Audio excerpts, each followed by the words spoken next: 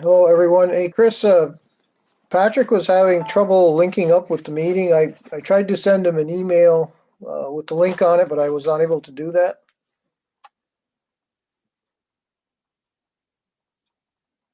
Okay. All right. Sorry, Jeff. Councilor Moore. I will have the email. I'll have the link resent to the council. I believe it's the people on this committee is Councilor Moore, Councilor Kelly, Councilor Canales, and myself. But I'll have it resent. Oh, okay. I think he just wanted to listen in, but I guess he wouldn't No, need. yeah, of course. It looks like there's 0 attendees at this point, so those would be the people that are in kind of like the holding pattern. Or the waiting room. They would still, I believe they would still be able to watch the meeting, but there's nobody in there right now. I'll have Beth resend that link though. Okay. Okay, very good. Okay. Thank you. Okay, at this time, I'd like to. Am I sending it to Patrick? Yeah, you can just send it out to everybody. Okay. Try again. We'll call the meeting of the City of Plattsburgh Infrastructure Meeting for January to order. Roll call.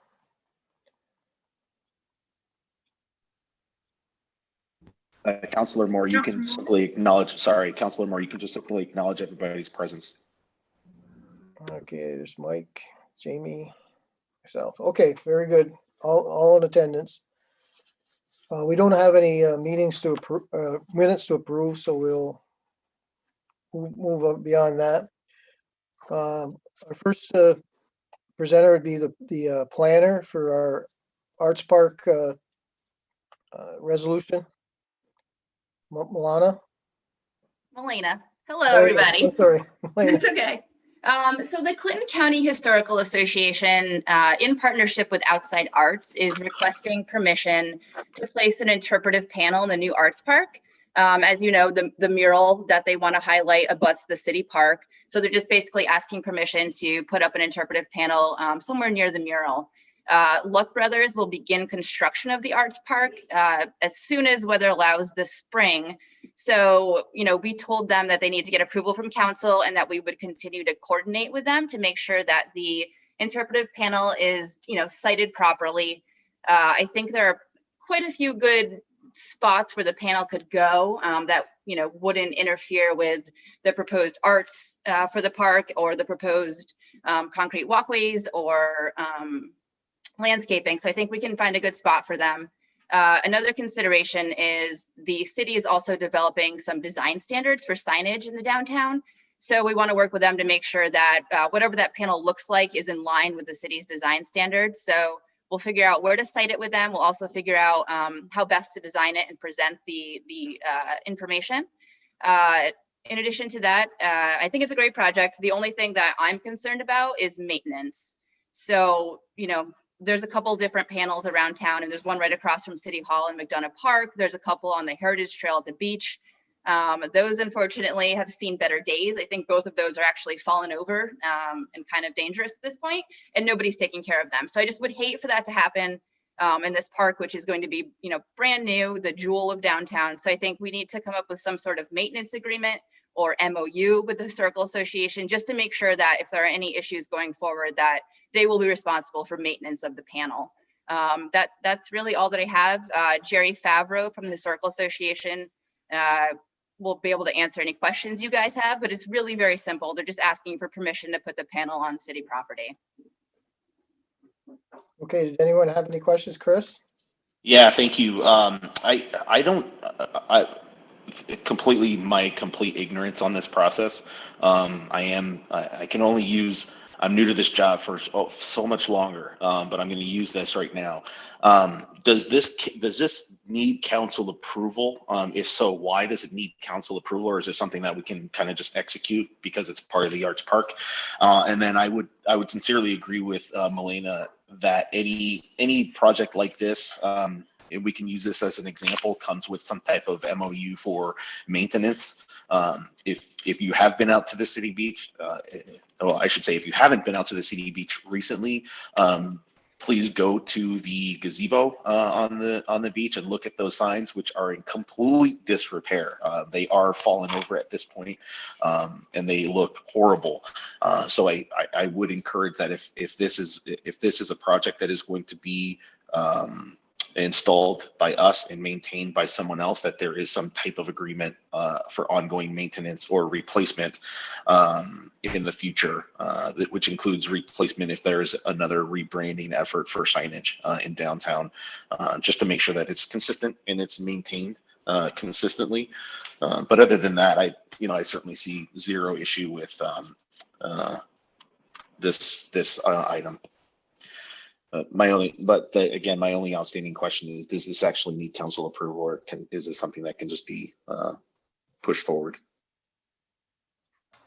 Just to chime in briefly, just my understanding, though it's not explicit, is that there will be some expenditure of money for this panel. So that was what I understood the tie to be. Is the expenditure, is it city expenditure, or is it expenditure by a third party? I don't believe it's city expenditure. The No, only it's cost the to the city will be CCHA. installing the panel. Yeah. I think the council resolution is intended to provide some assurance to the CCHA before they go ahead and spend the money on design and fabrication of the panel, that they'll be able to install it in the park once it's done. Yep. So is there money to be expended by the city for this project? No. Okay. Then I'm not gonna interrupt the process. I'd say, like, if the council, I would 100% agree to council approval. But I also think that we need to have some type of agreement that says something around long-term maintenance and update and change. This isn't another one of those signs that I'm going to be made to put up, Melena. You are going to be made to put this up. Yes, they have requested that DPW install the sign. There's cost. There's a labor cost to the city, but no cost to design or manufacture the sign. Okay, great. Thanks for clarifying that, Mike, because in that case, then yes, I believe it would go to council approval. Thanks for that clarification.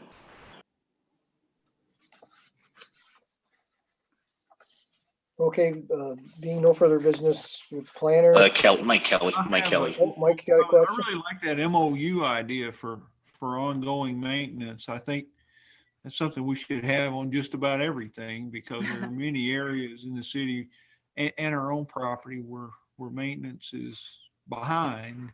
So how do we do that is the question. How do we do that MOU? Is that part of the resolution that we're going to vote on Thursday night, or is it done separately? But whatever it is, I really think we should have it, but I'd also like to understand how we do it.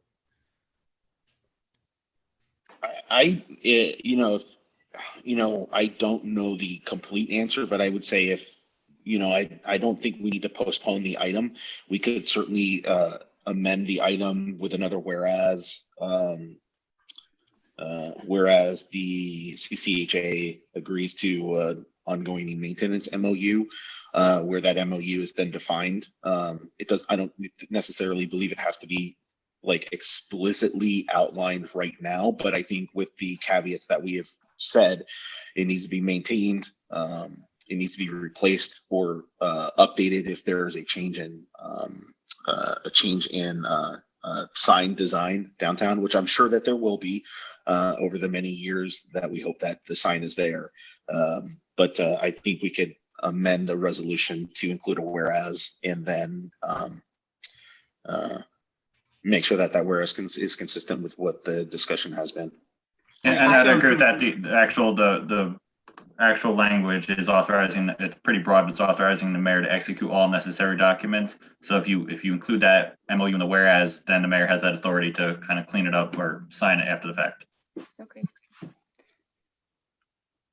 And I mean, I can turn around a draft MOU pretty quick. I could do that for Thursday, maybe get that in Dean's hands just as a, review, and just throw it out there as a draft MOU for review.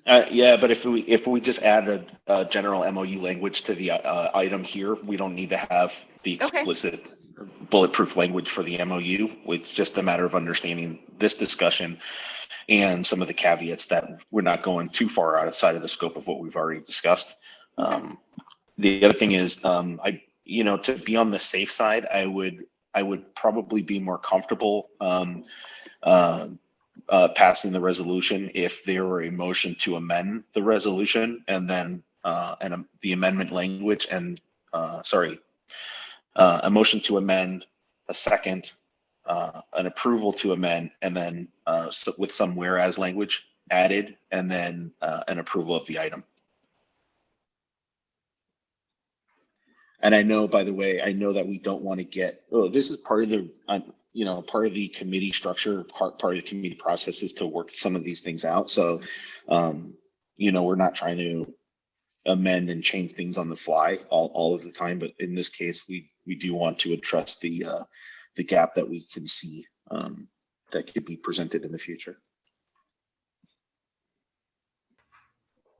So as far as a possible amendment, rather than a new whereas clause, if you just make an amended language right after the word arts park in the last whereas, and in addition, an MOU regarding ongoing maintenance.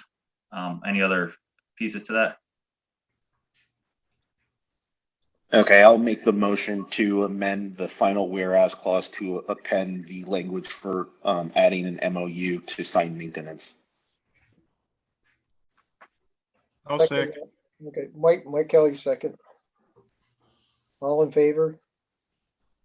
Aye. Aye. Motion carried.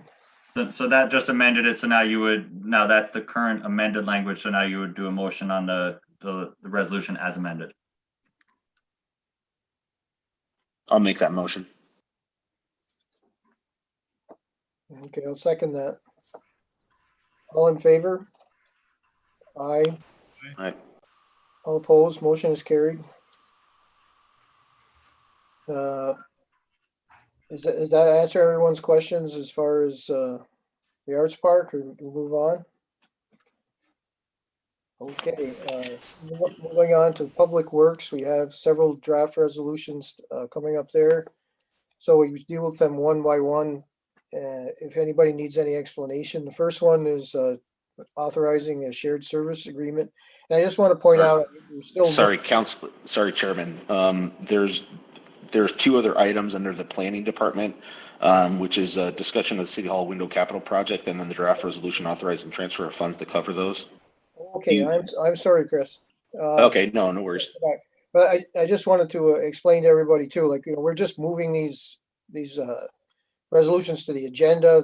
We aren't passing anything here at this point. So if anyone's listening, thinking we're carrying out business, we're just moving things to the regular agenda for Thursday. Okay, I'm sorry, the City Hall window project. Yeah, so Melina, I'm sorry, if you don't mind, I'll take this one because this is something that absolutely. I've been, right on, I just wanted to give you a heads up before you do that though. I was in contact with DASNY today, and they said that the cost for the contract management and any other engineering and studies that we have to do will actually be covered by that $300,000. So that's good news. Perfect. That is really good news because before it wasn't, so that would have been out of pocket cost. All right, good, thank you. So this is a project that I believe got started in 2015, 2016. It's a capital project to replace some of the windows that are broken. Well, not some of them, all of the windows in City Hall that are old and broken. There are some abatement issues concerning that as well, lead and asbestos abatement for those windows themselves. The original project and where it got stalled was that the original process was that the windows were going to be rehabbed, meaning they were going to be taken out, essentially rebuilt with the same material. And as you could probably understand, that was a bit cost and time prohibitive. And so the alternative is going back through this process, which is it is going to require us to go back through this process to go back to SHPO. You'll have to remind me of what that acronym means. The State Historic Preservation Office. Okay, the State Historic Preservation Office, which is going to require us to install a window that looks exactly the same as the existing window, but with a new, updated, more modern product. And then also going back to the city planning board with the same request. And we have seen this done in other municipalities where windows have been called for replacement. It'd been cost prohibitive to do a complete rebuild of the window, so they've gone back with a replacement product that looks exactly the same, but it's a more modern, updated product. Works the same, functions the same, looks the same. You probably wouldn't know it was a different product that looks exactly the same as the windows now. So the 2.2 and 2.3 are essentially this talking about that. There's a transfer of funds in 2.3 to authorize the actual window project, or to pay for the window project itself. And as Melina mentioned, a portion of that was going to be funded out of the general fund, which is now not going to do that. But at the same time, that those funds were already allocated for this project, and we're just kind of collapsing a number of capital projects into one to cover the final expense.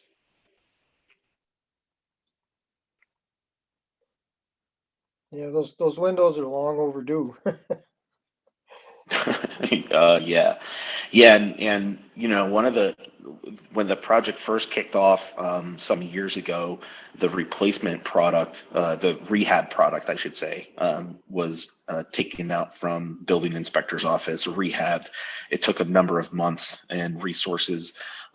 The estimate pretty much multiplied to a point where it was cost prohibitive to do the entire building. And so with the replacement product, the comparable replacement product, and the engineering costs and the installation all now being able to be covered under the DASNY fund, we should be able to do the entire building. That'd be great. Okay, so we need to do a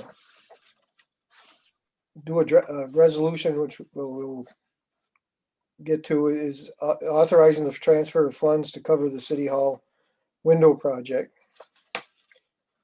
Do we have a motion to move that to the agenda? I'll move that, please. Jamie, Councillor Canales, second. All in favor? Aye. Aye. All opposed? Okay. Motion carried.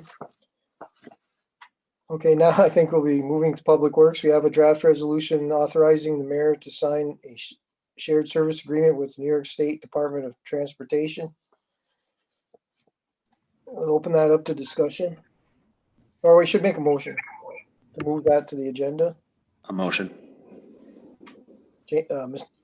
Councillor Canales, second.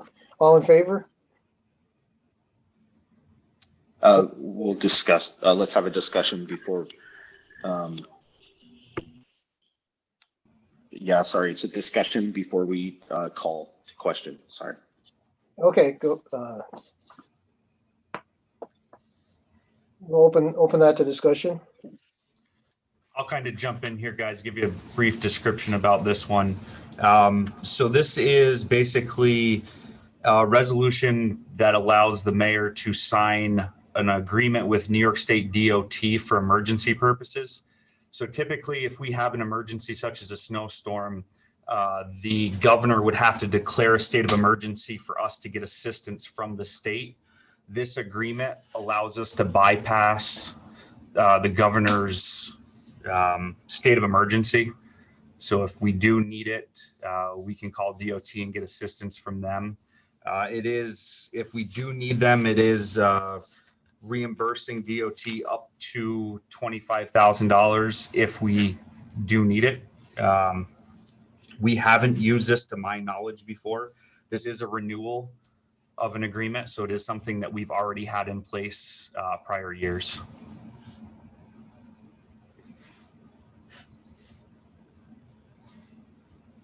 Yeah, it allows us to share equipment with the state entities and Yeah, so if, say we had a huge snowstorm and we couldn't maintain our roads, and we could have DOT come and assist us plow roads, and then we'd reimburse them for the time, the payroll, and the material. We also have several of these in place with other small municipalities. Typically, it's one way. DOT never comes to us, although there's always that option. Some of the smaller municipalities, they have some sort of, and Jeff would be familiar with this, being the mayor of Champlain, if they need assistance from another municipality, a lot of times they would share a truck or a loader or a piece of equipment. But that's, like I said, this is just something, it's a standard that we renew every 4 years.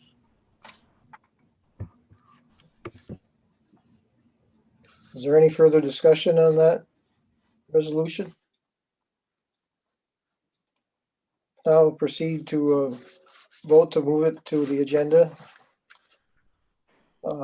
Entertain a motion. So moved. Alice, motion, Kelly, second. All in favor? Aye. Aye. Motion carried. The next draft resolution we're looking at is to authorize the mayor to sign and execute necessary agreement, certifications and reimbursement requests for federal aid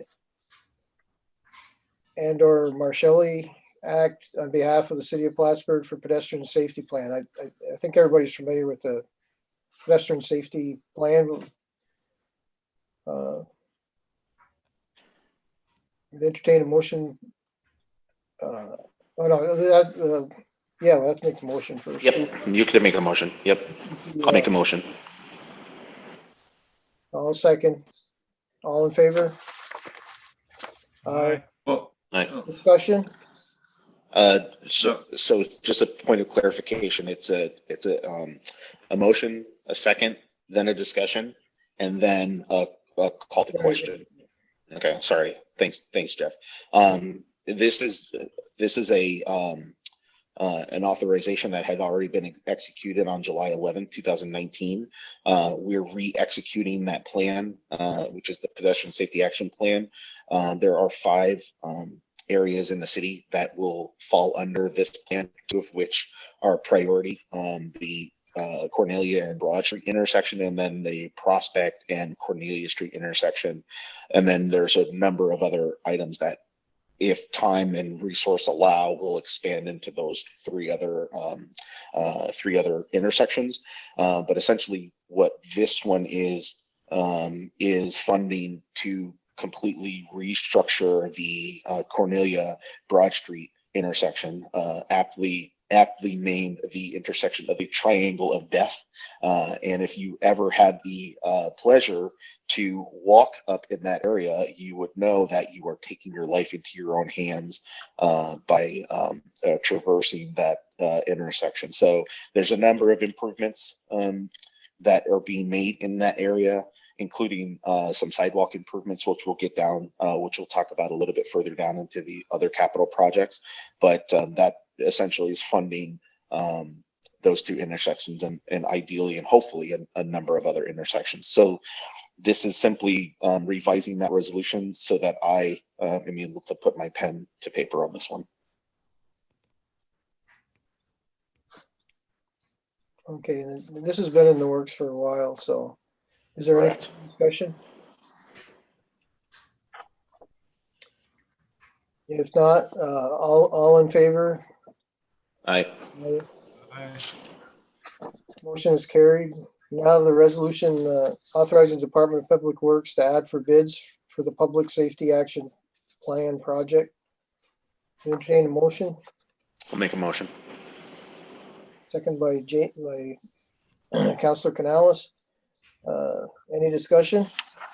Yeah, just as I mentioned at the draft resolution at 3.2, this is simply, allowing our Department of Public Works to go out for bid on the item above.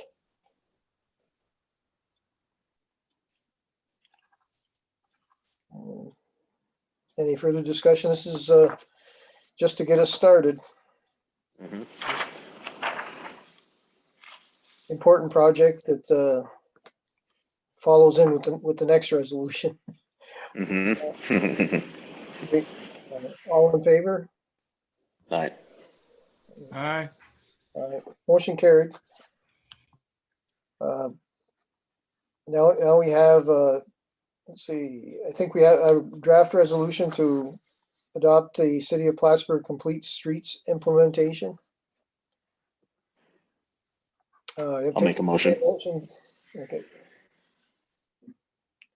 Second by Jamie. Discussion? As you all are aware, that Complete Streets implementation is a complete view on how we develop our roads, sideways, walkways, and bike lanes, bike paths. It is definitely an opportunity for us to come in line with a lot of what we hope for in the city, which is walkable, bikeable, improved quality of life for not only ourselves but our visitors. So this Complete Streets policy implementation outlines a number of things that are certainly consistent with New York State implementation, and it also outlines our approach, which is primarily, we look at each project. We look at the ability to implement a Complete Streets policy. If we can't implement a Complete Streets policy, meaning full lanes, bike lanes, sidewalks, then we do the next best thing, given the resources that we have, resources meaning space, money, time allowed. But it does open the door for a number of grant opportunities, cost saving opportunities, improves walkability, which includes, handicap accessible sidewalks, bike lanes or share roads where appropriate. And really puts us in line with our partners regionally. The town of Plattsburgh has a Complete Street policy implemented. I believe West Shazy has a Complete Street policy implementation. And so this really brings us up to our regional partners as well. Just had a question for Mike. Does having this help us with complying with the requirements for CHIPS funding for streets, or is this something outside of that?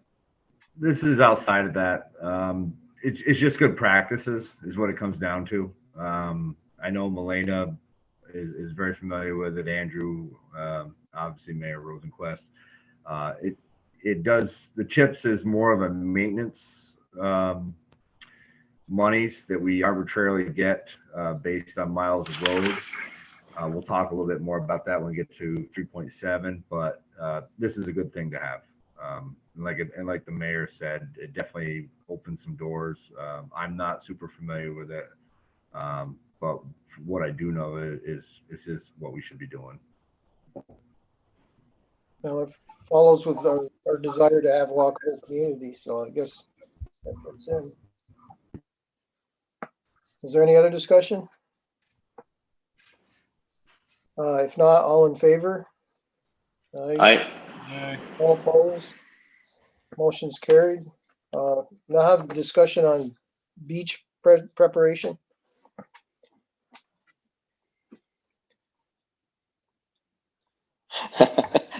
I'm smiling because Mike knows what's up. Well, obviously we're not doing a beach preparation today. We're doing quite the opposite. We spent some time, the mayor and myself, going over a list of priorities for this coming beach season. We'll do our normal cleanup. We have a couple special projects that we're going to do there. Probably do a little bit rehab on the bath building that we're currently using, which would be to the south. The north building, we still got to make some determinations on where we're going to go with that. We're going to get a better look at the boardwalk that extends from the south end over to the gazebo. The parking lot is going to get quite a bit of attention to the unpaved area, to mention a few. And then obviously the beach itself, once, like I said, we'll do the general cleanup. But we've started the wheels turning. The big one for us will be getting that bathhouse rehabbed There was some damage done to it. It wasn't put away correctly. One year we had some broken fixtures, some flush valves that needed to be replaced. So we're getting prices on those pieces and parts. And we should be able to get that out of operating budgets and get that up to snuff. Well, we're all looking forward to that. We're hoping they open the border.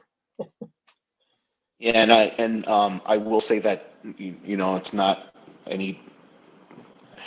It's funny me saying it's not any public announcement as I'm about to say something on live stream, but there's nothing official to announce. We did have a call with New York State Parks, just a touch base, an introduction. It was just an introduction on, hey, this is who we are. We share the same waterfront. We share the same sand.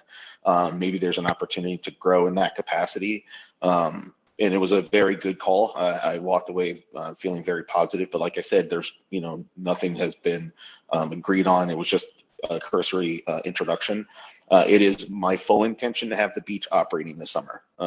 If you were around at all last summer, which all of us were, and you had gone out to the beach, which I hope you did, you would have seen that the beach was being used. It was being used regardless of whether we had opened it or not. And so, the difference being that we weren't able to capitalize on some of the income opportunities that, beachgoers presented. And so, short of any New York State park closure, we will adhere to the proper CDC, Clinton County Health Department guidelines, New York State Department of Health guidelines for social distancing, and encourage our beach goers to adhere to that. We'll put in the necessary safety measures to open the beach. And our goal right now is to have a fully operational beach with staffed beach. The state park, again, right next door, that shares the same sand and the same water, operated fully, staffed lifeguards, the whole thing. So even in the midst of a statewide closure, the park was still open. So I think it would be beneficial for us to at least start that preparation, the discussion of the preparation for opening the beach, and then as we get closer, start to discuss the full operations and how we maintain our operations consistent with our state partners.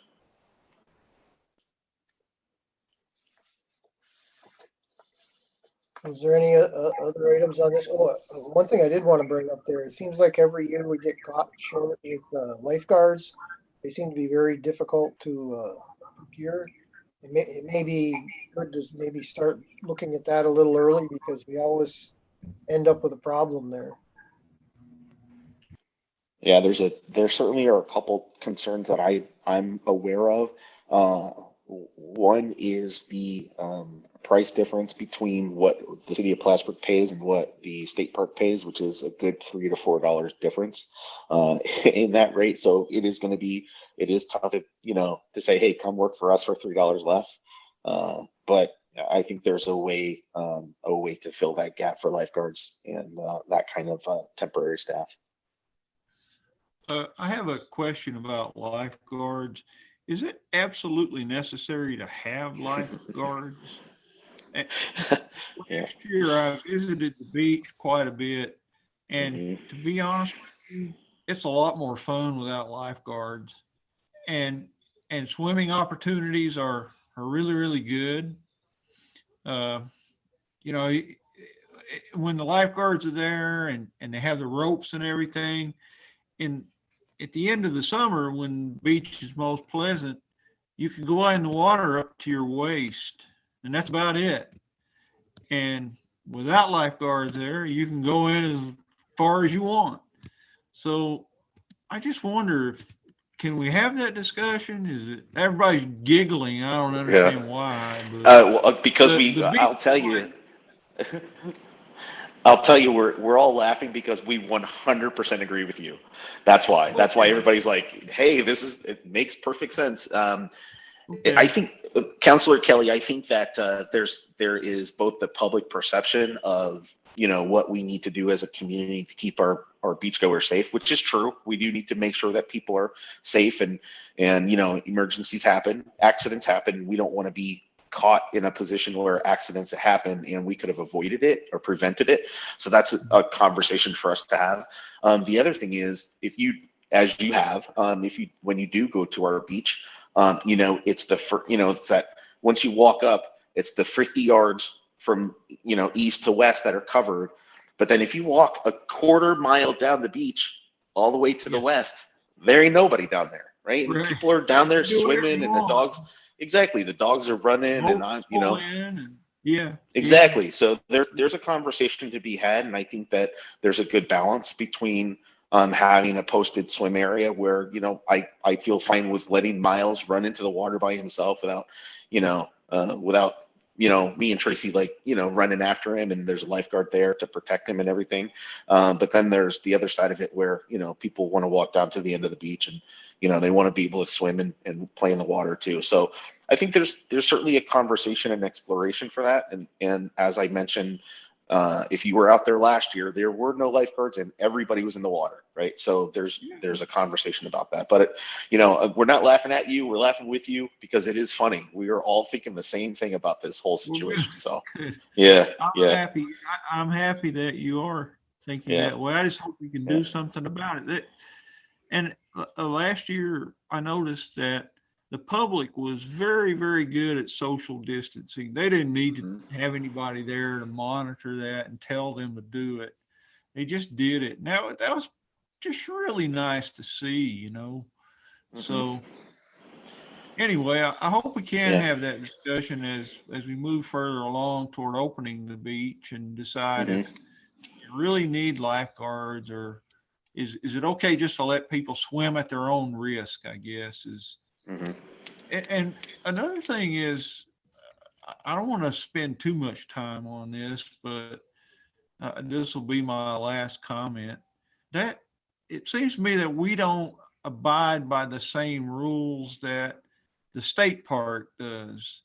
And if our procedures could come into line more with what the state park does, I think it's a pleasant experience for beachgoers as well.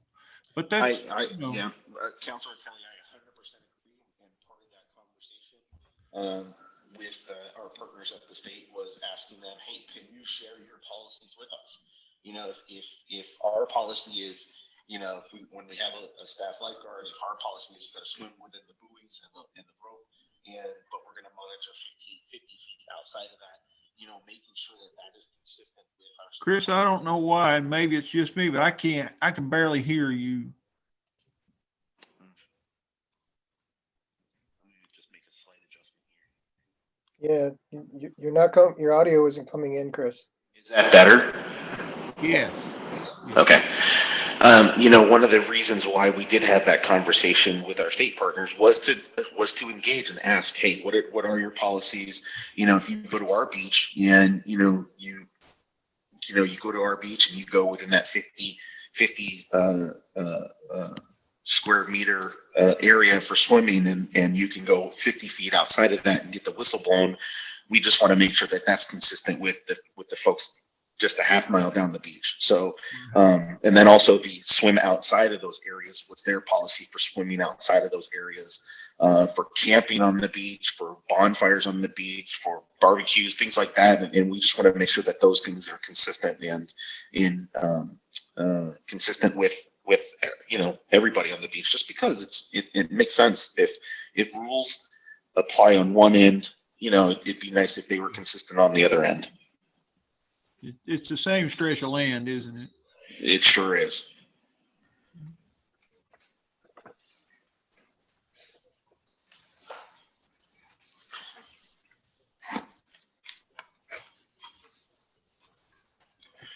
Councilor Moore, that's really all that we had for the beach. Okay, very good. Moving on, I have some capital projects to look at. We have a draft resolution authorizing the transfer of funds to cover various DPW projects. Those are on pages 18 through 26. don't know if I had that many pages, but.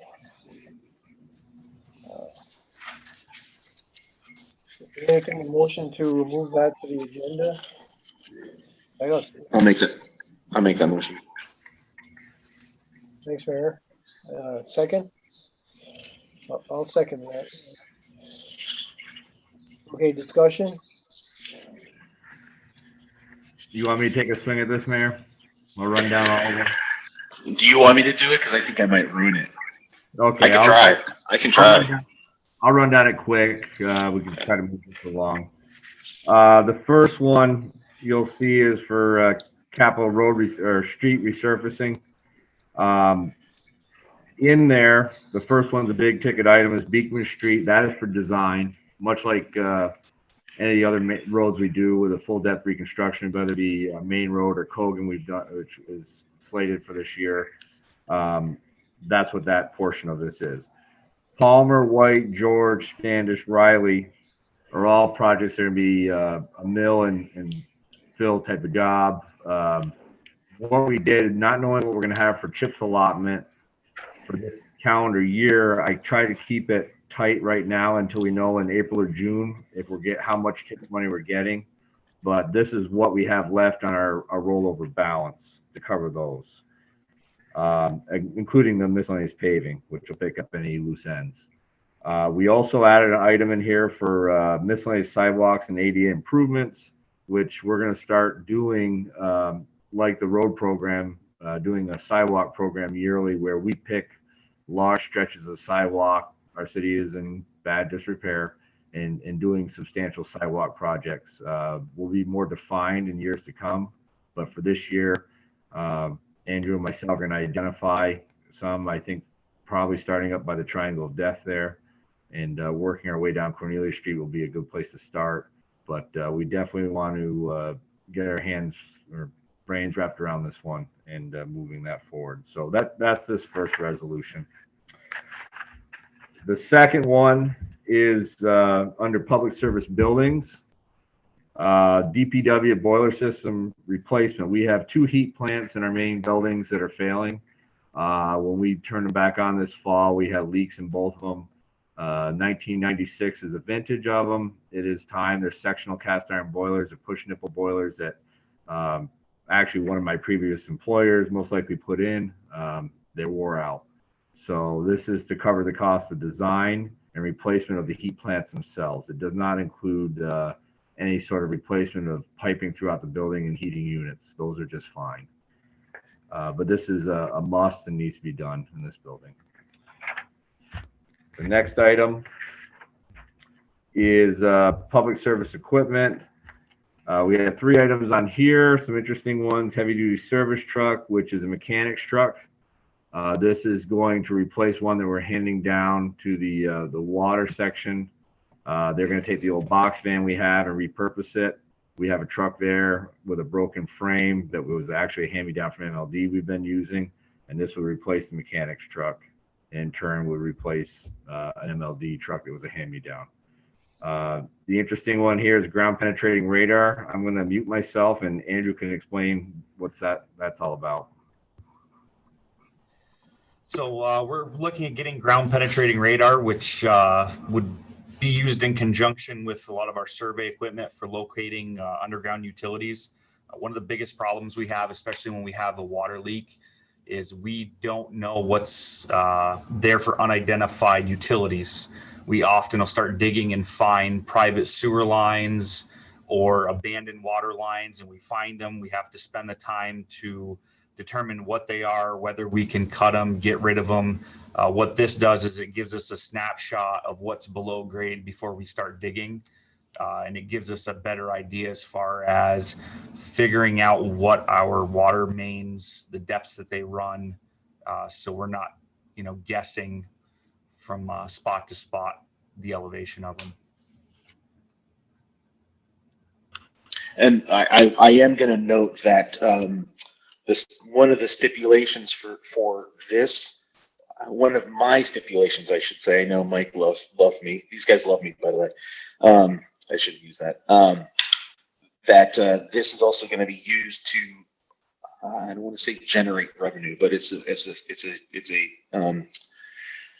a skill share and service share opportunity, because I think we will be one of the only municipalities in the region to have this device that we can help other communities with mapping their underground service lines, which we will, happily make available to our municipal partners. Is there any other discussion on that items? Just one further mention on that, and we look at the price tag of it, and basically this device can pay for itself with one misstep on our part. If we tear through something with an excavator, $22,000 is not a lot of money in the big scheme of things. The average water main break runs us probably in the $12,000 to $15,000 range on average. Some are $5,000, some run $20,000. All depends on, we're talking about labor, equipment, and materials. So this is money well spent. The key with a device like this, is you have to have the right people using it. We're very fortunate Andrew is that person. I think he's proven with the tools we've provided him throughout the years. He's utilized them. Anyone who's visited us over here knows what we're up to. And those of you who haven't, we encourage you to come see us. So that's all I got to say about that one. Let's move on. The last item is a forestry attachment for an excavator. Basically, it's a big lawnmower for the end of an excavator. Allows us to reach over fence lines, do hillsides, anything overhead. It's like a mulching mower. And it's one of those things, a time-saving device. We do struggle with fence lines, particularly along our bike paths, keeping up with them, and this would be a time-saving device and something that would be very useful, and also our right-of-ways outside the city, keeping them clear. The last one, or no, we got two more here. Under water system improvements, we have Riley Ave, Miller to Saley. This is a project that's been designed. It's a water line replacement job, not a long run. It's going to be, I want to say there's less than a half dozen houses on the street, but again, it's an older one, multiple breaks. It's in the can, ready to go, and we can put that out to bid and get it going right away.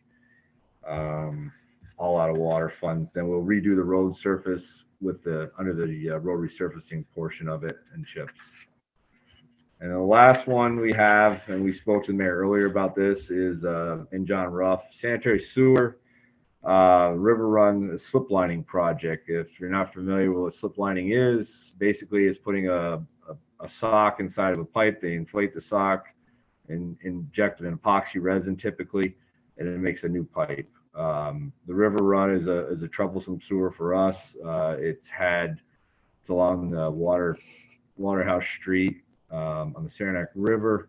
A lot of root issues, but this would be the first of probably many. And I know John was in agreement that this is a practice we should be doing with a lot of our sewers. Rather than digging up whole streets, we can go back in and slip line sewer lines and storm lines also. So that's what we have for our capital projects for this year, or so far this year. As we find out more about the bid results for Kogan and also what our CHIPS funding are, we'll probably come back and add to this list. But at this point in time, this gets us up and running.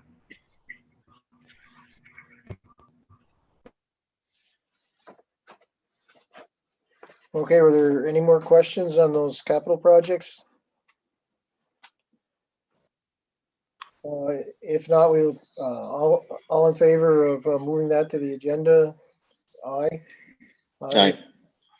All opposed? Motion carried. All right, we have snow removal reports. I guess that would be you, Mike.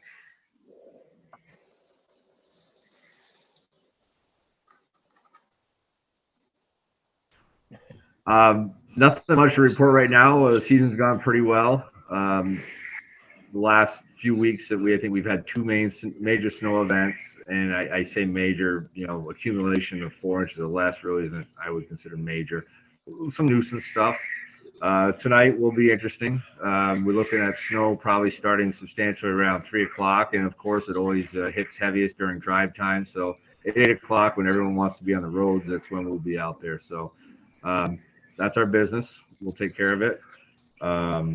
Snow shoveling has been an interesting one this year. We've spent a lot of time with the mayor and with Joe McMahon working through the snow shoveling ordinance. But we're doing our very best at that also. And well, hopefully we don't get what some places are going to get. We don't need 1.5 feet of snow. That always brings us to the question, how we can better do that. I don't know if it's like leaving the lights on for more than one night, or we just have such a small window to clear the roads. It's not a big deal on the last smaller storms, but we get those big storms. Isn't that kind of a problem, Mike? It is. The lights, remember, are only from midnight to 6 a.m. We put the lights on this morning at 9. We get a lot of people that when we do tow, and we are towing tonight, so anyone that's watching us, please get your cars off the roads. Even though the snow is going to start at 3, after midnight, we can tow you. So don't be surprised. It helps a lot.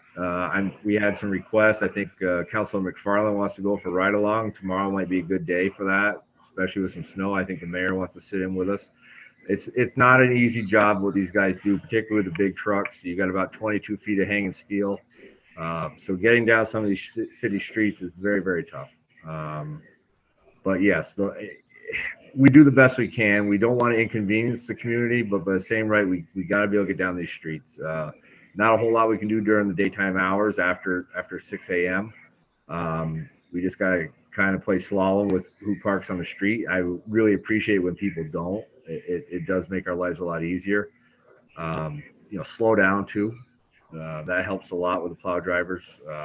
It's going to be real windy from what I hear and when I'm looking at the forecast. So that's another obstacle we have to overcome. Well, thanks. We appreciate what you do.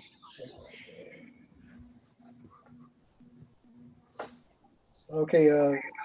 Was there any discussion on water main break report? We've got year to date, we had 4, and I'm going to let Andrew give you what we had and where they were.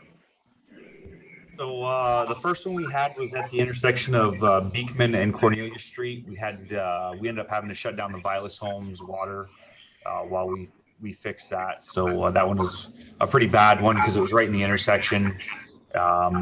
Second one was Pine Street, right by Warren Tire, right at the top of the hill there. We got that one in the middle of the night. We had another one, Prospect Street or Prospect Ave, probably about 200 feet north of Cornelia Street. That one was in the middle of the night. We were able to just kind of direct traffic through CDPH and shut the street down. So we didn't really have to deal with traffic too much. And then we had a small one on Bridge Street, just east of Dock Street. That's one that's plagued us for a little while here. We hadn't been able to find it, and then we were able to isolate it and get that one shut down too. Very good. I saw he's had something on Durkee Street there a couple of weeks ago too. What was that about? The backhoe back in. Was that us or somebody else? Oh, that was a private service line going into the West Elcom building.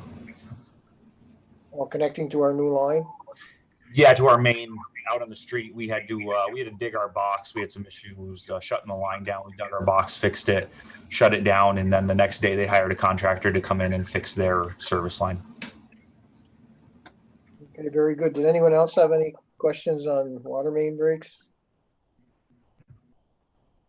Okay, if not, we have a resolution authorizing transfer of funds to cover various 2021 capital projects. I would entertain a motion to move that to the regular agenda.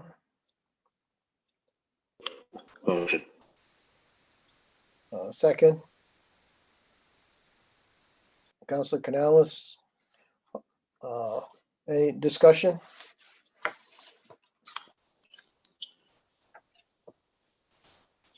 Yeah, this is a project. This is a slight increase to an existing capital project that was passed in 2019. The project cost had increased and it was already appropriated. I believe it was already appropriated, or it should have been appropriated last year to cover the engineering costs for this project, which is the expanding the sewer line over the Green Bridge down by Green Street. And this, even though that this is an engineering cost, the actual construction cost is going to be covered. I believe 75% of the construction cost themselves is going to be covered. Yeah, if we get the WQIP grant from DEC, they'll cover 75% of the construction costs. Yeah, I believe this is a necessary project at this point, right? Yes. Is there any further discussion? If not, all in favor, signify by saying aye. Aye. Opposed? Motion is carried. We also have a draft resolution approving the contract extension for sodium hypochlorite for the wastewater and water plant. Motion. Second. Jamie, all right, any discussion on this? I think this is pretty straightforward, but. Yeah, pretty straightforward contract extension for the part of the chemical. I'm sorry. Yeah, pretty straightforward contract extension with a chemical provider that we already use. Right. Is there any discussion on that? If not, I can proceed to vote. All in favor, aye. Aye. Opposed? The motion is carried. Okay, was there any new business that I needed to talk about? I just had one question for the mayor. Yes, sir. I see that there was some issues with the Colton Street project. I know we're not right up to date on that. I would appreciate being kept in the loop. I know we had quite a go around getting in the first place, with a lot of people come to meetings. I think we finally had a resolution on it, but apparently not. Yeah. So, well, no, I think you're 100% accurate. You all had a resolution on it, and the project design, which included a sidewalk on the east and west side of the street, a parking lane on the west side of the street, and 2 driving lanes, which were all included in that project. And there had been no engineering changes to that project. The engineering cost has been they're out estimating the engineering cost, and that's where the concern comes in, because right now, per initial assessment, there's about a $625,000 increase in the originally assessed estimated project cost. So right now, there's nothing for us to do about it other than to get the final estimate back, the engineering estimate, and I think it's at 90% engineering plan. And then once we do get that back, then if we do need to make changes to that project, then we got to go back and try to figure out what those changes need to be. But right now, we're not taking any action on changing anything because of the amount of work that's been done with the previous administration, the previous council, and the work that was done with the community at that point. And if we do find that we do need to make some changes, then we'll have to come back to the council and assess what those are, with some recommendations, of course, assess what those changes could be potentially to both save some cost and expense, as well as adhere to the original intent of the design. Well, thank you for that information. Yeah. Is there anyone else? Yes, but I do Councilor Moore, I do have to say that I too am sensitive to making any changes like that without council feedback.